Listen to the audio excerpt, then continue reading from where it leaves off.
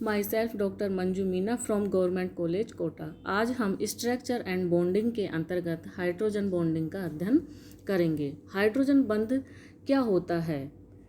किसी अणु के हाइड्रोजन परमाणु और उसी अणु अथवा किसी अन्य अणु के प्रबल ऋण विद्युतीय परमाणु के मध्य का आकर्षण बल हाइड्रोजन बंध कहलाता है। जैसे कि फ्लोरीन, ऑक्सीजन तथा नाइट्रोजन आदि ऋण विद्युतीय तत्व हैं।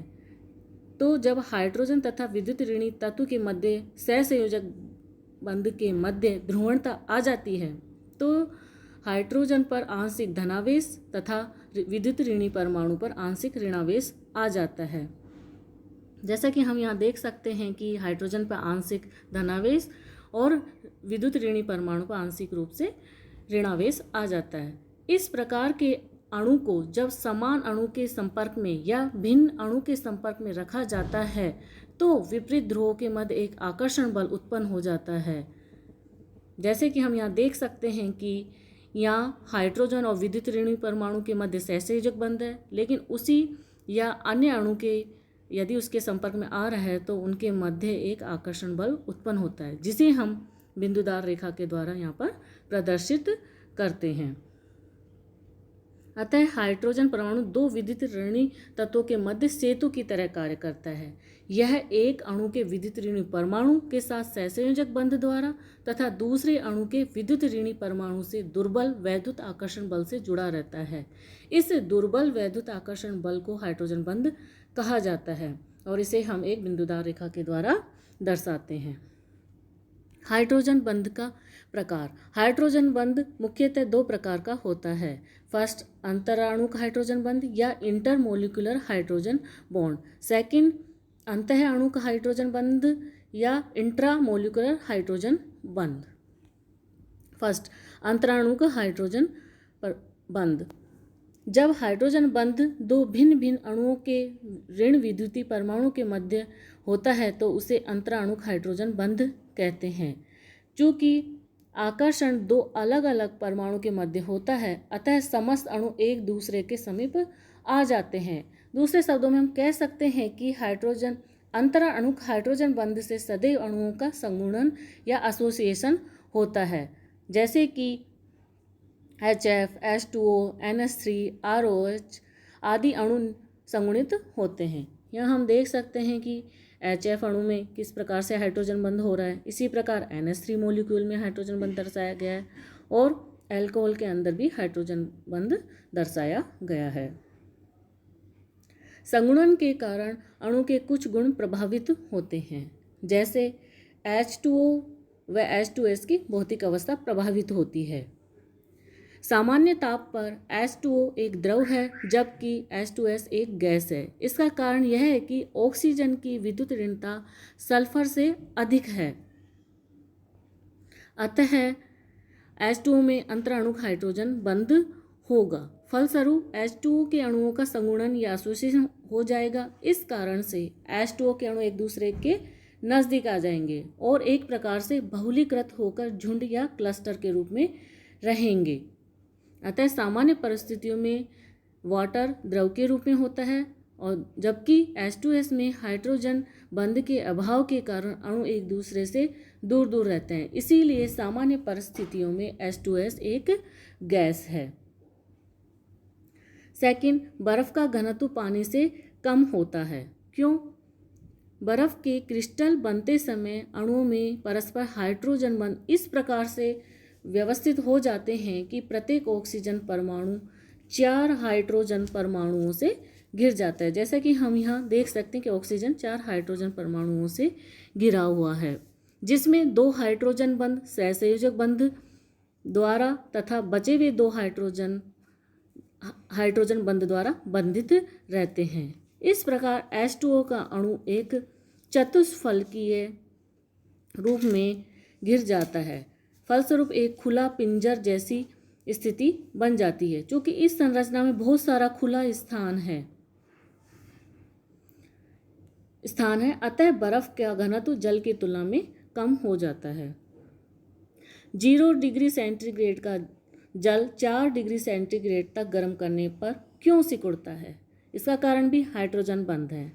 हम जानते हैं कि 0 डिग्री सेंटीग्रेड के जल में हाइड्रोजन बंध के कारण दो अणुओं के मध्य एक निश्चित दूरी कायम रहती है। जब इसे गर्म किया जाता है तो हाइड्रोजन बंध के टूट जाने के कारण जल के अणु एक दूसरे के पास पास आ जाते हैं और जल का आयतन सिकुड़ जाता है।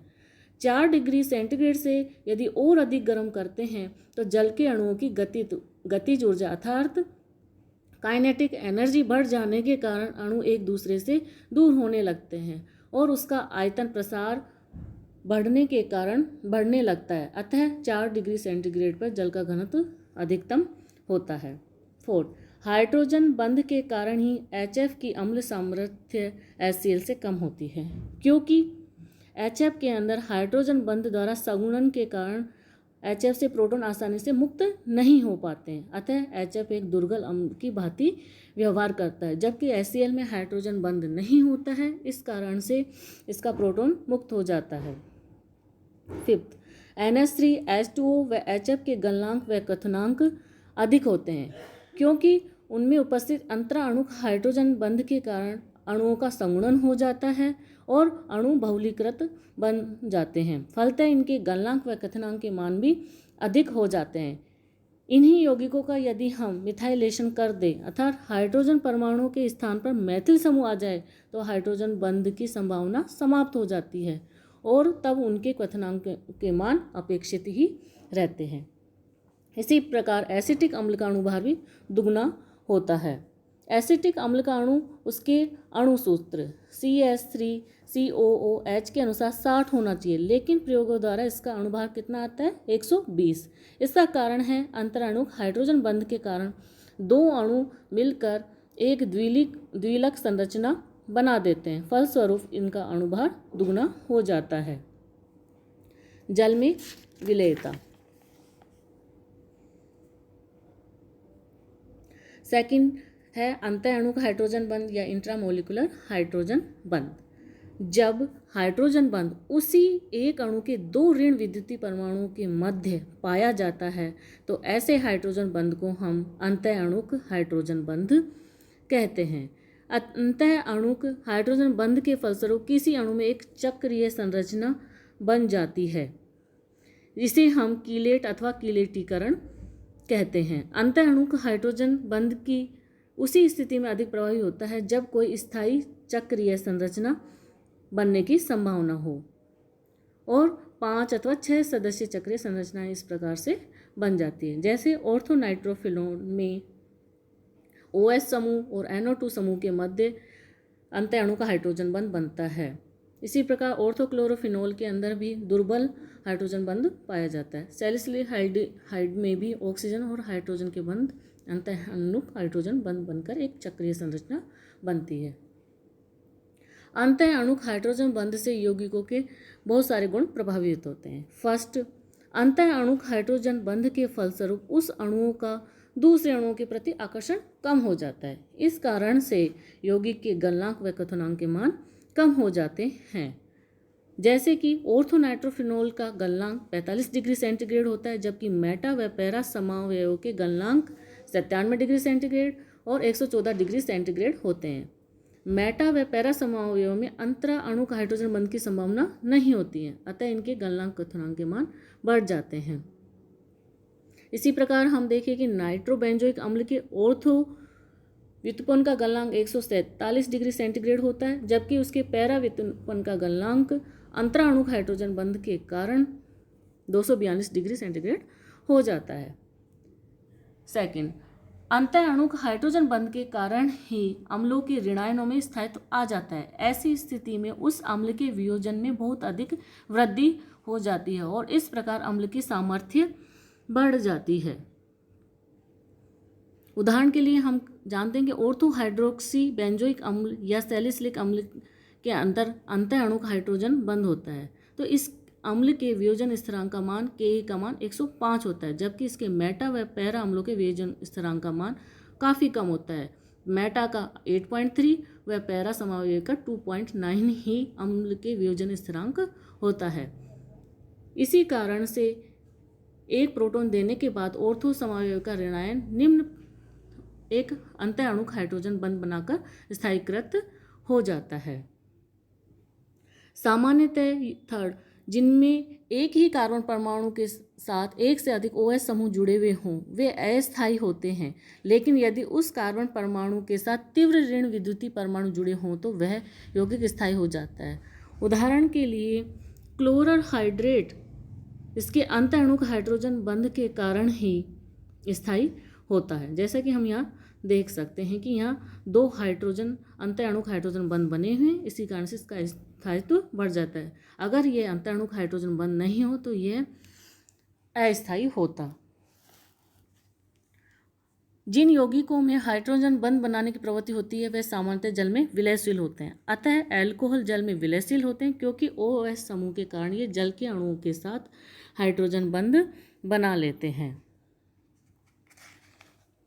इसके अलावा श्यानता बढ़ जाती है, जैसे कि ग्लिसरॉल, सल्फ्यूरिक अम्ल आदि अत्यंत गाढ़े द्रव होते हैं क्योंकि इनके अंदर OH समूह के कारण हाइड्रोजन बंध की संभावना अधिक होती है, अतः ये गाढ़े द्रव के रूप में हो जाते हैं।